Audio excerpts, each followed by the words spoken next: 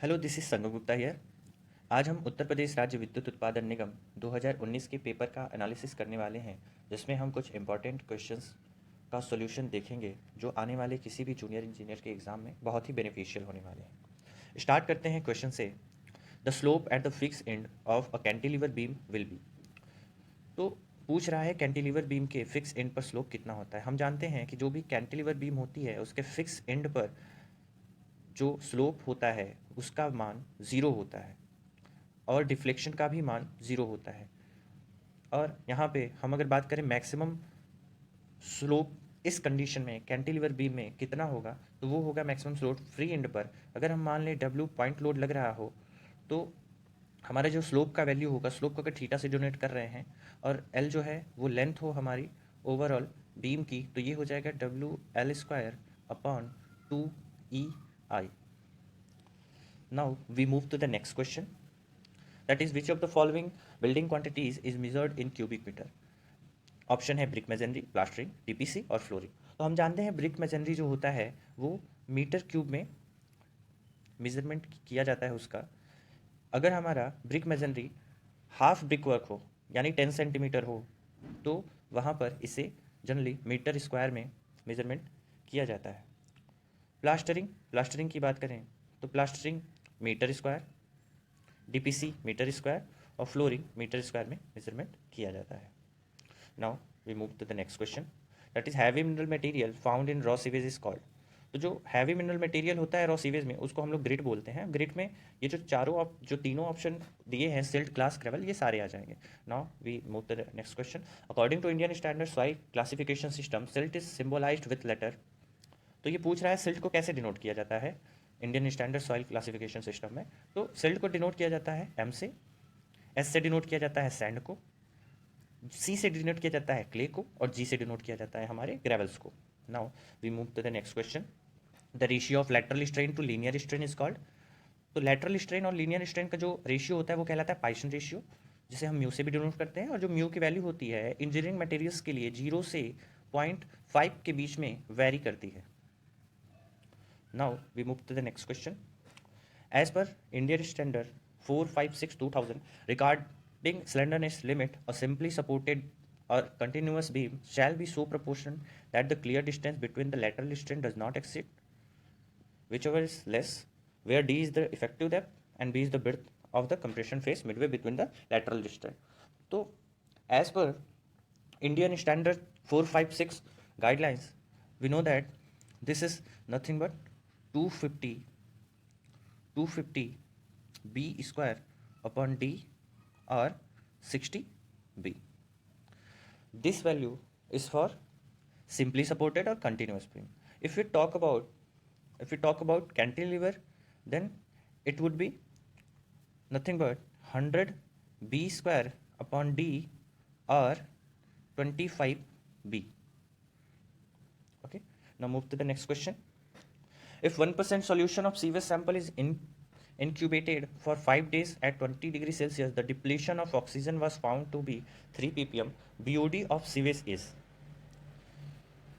तो यहाँ पे BOD पूछा है सीवेज का, तो BOD इज इक्वल टू हम देखेंगे यहाँ पे जो हमारा डिप्लेशन हुआ है ऑक्सीजन का वो divide by percentage solution of sewage, ये फॉर्मूला है हमारा। इसके अकॉर्डिंग अगर हम सॉल्व करेंगे तो जो हमारा VOD का वैल्यू आ जाएगा वो कितना आएगा, वो आएगा जो हमारा डिप्लीशन है वो है 3 ppm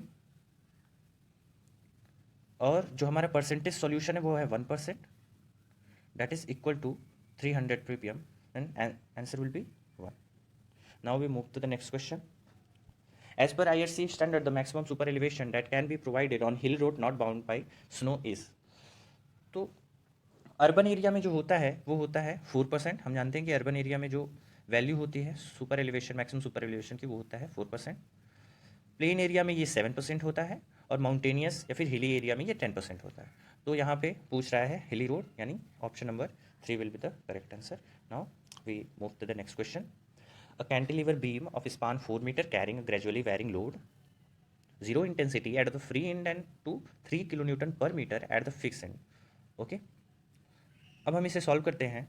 एक कैंटिलीवर बीम है क्वेश्चन में बताया है इसका जो स्पान है, क्लियर स्पान, वो 4 मीटर का है और एक ग्रेजुअली वेरिंग लोड लग रहा है,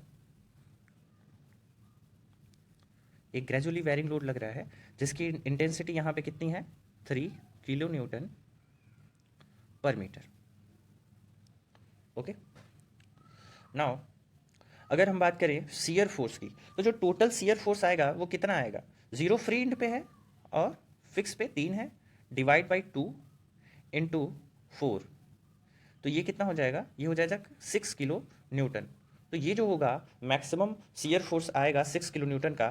तो हम जानते हैं जो मैक्सिमम शियर फोर्स होगा वो कहाँ होगा, फिक्स एंड पे मैक्सिमम शियर फोर्स मिलेगा हमारा कैंटिलीवर बीम के केस में, यानी option number A is the correct answer. Move to the next question. Compare to standard Proctor test the result of modified Proctor test yields. तो standard Proctor test की अपेक्षा जो result होता है modified Proctor test का, वो more dry density को yield करता है, यानी option number 2 will be the correct answer. Now move to the next question. A trapezoidal method to calculate the volume of earthwork required to assume that the area of cross section varies। अब हम देखते हैं कि trapezoidal method का use किया कैसे जाता है। तो ऑप्शंस देख लेते हैं, स्पाइरली, लीनियरली, यूनिफॉर्मली, पैराबोलिकली। तो हम फॉर्मूला लिखते हैं ट्रेपेजॉइडल मेथड के वॉल्यूम का, तो V is equal to D/3 in bracket A0 plus AN plus 4 bracket में जो इवन एरिया है उसका sum plus 2 time of odd area है उसका सम। ठीक है, ये तो हो गया फॉर्मूला हमारा। अब इन्होंने पूछा है कि ये जो यूज़ किया जाता है वो किस टाइप के क्रॉस सेक्शन के लिए यूज़ किया जाता है। तो मैं आपको बता देना चाहता हूँ, ये जो है वो लीनियरली सेक्शन के लिए यूज़ किया जाता है, जो लीनियरली वेरिड सेक्शन होते हैं, जैसे कि ये सेक्शन हो गया, ये लीनियरली वेरिड सेक्शन है। यहाँ पर अगर आपका क्रॉस सेक्शन 2 मीटर स्क्वायर है, यहाँ पे आपका क्रॉस सेक्शन 4 मीटर स्क्वायर है, यहाँ पे आपका क्रॉस सेक्शन 8 मीटर स्क्वायर है, ये जो है वो लीनियरली वेरी कर रहा है। और अगर हम अदर ऑप्शंस की बात करें स्पाइरली, तो स्पाइरल में हम ये फॉर्मूला नहीं यूज़ कर सकते। यूनिफॉर्मली का मतलब है आपका क्रॉस सेक्शन जो है वो पूरे लेंथ में यूनिफॉर्म हो, इस लेंथ पर, इस लेंथ पर, इस लेंथ पर, किसी भी लेंथ पर जो क्रॉस सेक्शन काटेंगे वहाँ पे जो एरिया होगा वो यूनिफॉर्म होगा, जो क्रॉस सेक्शन होगा वो यूनिफॉर्म होगा। तो ऐसी जगह हम इस मेथड का यूज़ नहीं करते हैं। ट्रेपेजॉइडल मेथड का यूज़ वहाँ किया जाता है जहाँ पे हमारा लीनियरली सेक्शन होता है। Now the correct answer is second one. Now move to the next question, that is asbestos cement sheet possess which of the following properties. तो एस्बेस्टस सीमेंट जो सीट होती है वो फायर रेसिस्टेंस भी होती है, वर्मिन रेसिस्टेंस भी होती है और वाटर रेसिस्टेंस भी होती है। That is option is 3 is the correct answer. Now move to the next question. In a standard penetration test, the number of blows required for penetration of ground for 15 meter, 15 centimeter, 13 centimeter, 45 centimeter and 60 centimeter from ground level are 2, 4, 7 and 9. Then observe SPT value. Now SPT value अगर हमें find out करना है तो हमें SPT value मिलती कैसे है। जो स्टार्टिंग की 15 सेंटीमीटर जो हमारा पेनिट्रेशन होता है ग्राउंड का, उसे हम छोड़ देते हैं क्योंकि वो सेटिंग प्रेशर को दिखाता है।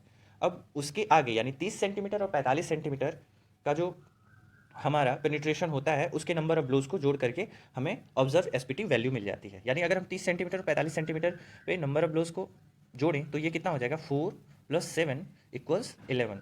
That is option number 2 is the correct answer. Now move to the next question.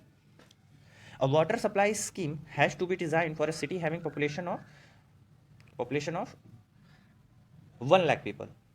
Of the average consumption is 250 LPCD. The estimated average daily draft is, तो जो डेली ड्राफ्ट होगा वो कितना होगा, दैट इज इक्वल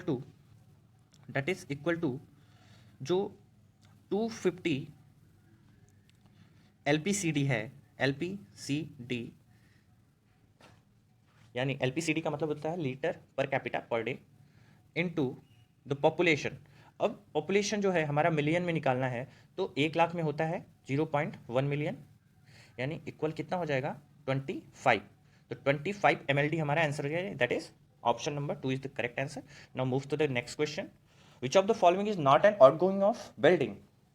तो building का outgoing पूछ रहा है, तो इसमें से बिल्डिंग का ऑप्शन है scrap value of the building, tax on the building, electric charge for running the common facility in the building, repair of the building.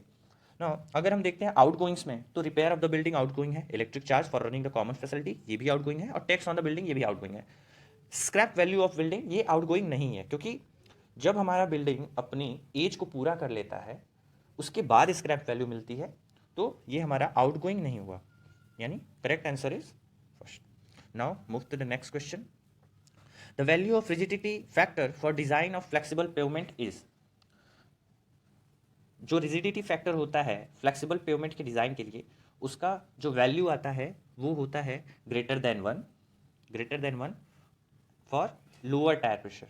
Okay, और इसमें जो प्रेशर होगा हमारा टायर प्रेशर होगा that is less than 7 kg पर centimetre square. Option number 3 is the correct answer. Now move to the next question, that is the time elapsed between the moment at which water added to ordinary Portland cement and the moment at which the ordinary Portland cement paste completely lost its plasticity should not be greater than। यानी ये क्या पूछ रहा है, ये पूछ रहा है हमारा फाइनल सेटिंग टाइम पूछ रहा है। ओके, जो हमने ये क्वेश्चन में पढ़ा ये जस्ट फाइनल सेटिंग टाइम के बारे में पूछ रहा है, यानी फाइनल सेटिंग टाइम ओपीसी का हम जानते हैं कितना होता है, अप्रॉक्सीमेटली 10 आवर्स होते हैं। तो 10 आवर्स इक्वल टू कितना, 10 hours equal to 600 minute approximately, approximately नहीं कंप्लीटली 600 मिनट। तो ये ऑप्शन नंबर 2 हमारा करेक्ट होगा। Now move to the next question. Timber lintels strengthened by the provision of mild steel plate at their top and bottom are called। तो जो timber होता है, जो टिम्बर का बीम होता है उसको हम क्या करते हैं, स्ट्रेथन कर देते हैं किसी प्लेट से जो कि माइल्ड स्टील की बनी हो ऊपर और नीचे। तो ये क्या कहलाता है, ये फ्लिश्ड लिंटल या फिर फ्लिश्ड बीम कहलाता है। Option number 3 is the correct answer. Thank you for watching this video. Please subscribe and like the video and please share. Thank you very much.